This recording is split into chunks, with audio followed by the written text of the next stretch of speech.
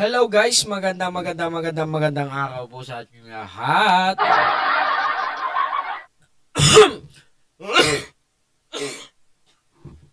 Kamusta? Magandang araw.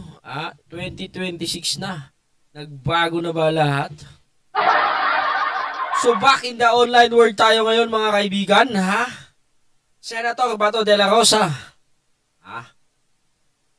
Base sa slice video na ito, nahuli na daw. Pero, i-correct ko lang ho natin mga kaibigan. I would like to correct this slice video. Fucking slice video. Hindi pa po nahuhuli si Senator Bato de la Rosa. Kasi naman, wala pa pong waran. Tinakot lang ho yung mama. Hindi na maka-attend session, but boying. Alam mo boying, tinakot mo yung bato.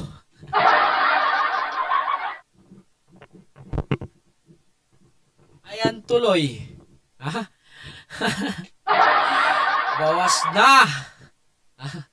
Bawas na ang Team Duterte sa Senado. Ang galing mo, boying. Ito yung slice video na to mga kaibigan. Tingnan nyo.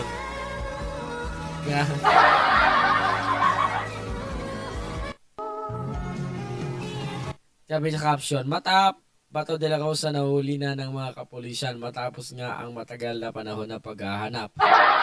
Nakita na at kung kaya. Dahil dyan, subscribe kitang hayop ka. 11,000 likes ka na. Anyway mga kaibigan. Ano ba?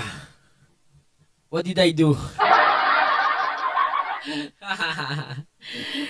Ay, nako. Ganun talaga ang buhay. Sabi nga nila, weather lang yan. To Bato de la Rosa ay napakarami naman hong video, bossing, na pag-aangas nyo nung kayo ay nakaupo. Akala nyo, kayo na hanggang sa huli. Hanggang sa pinakaduluduluhan ho ng inyong buhay, kayo ay nandyan. Ang masaklap po, hindi. Yung akala nyong kaya nyong bit-bitin, yung akala nyong kaya nyong sakalin, kaya nyong hawakan sa leeg na presidente, hindi. Hindi nyo kaya, akala nyo lang pala. Ayun, pinagtitira kayong lahat, pati yung tatay nyong karton, pinadala sa dahig. Ayan. Di, lagas na lagas kayo. At ikaw ang isusunod nila. Ipapadala sa dahig. May delivering to dahig. Anyway, boss.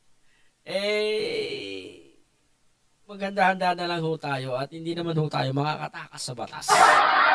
Yung paniniwala po ninyong mga DDS na hindi ho tayo tumatalima sa kautusan ng International Criminal Court. Pero Diyos na ho ang gumawa niyan upang magwakas ang inyong kasamaan. Praise the Lord. Yun lang ho hanggang sa muli. At hindi ho totoo na si Senator Bato de la Rosa ay nahuli na. Ang totoo niyan ay hindi pa po siya nakikita mga boss. Ayon sa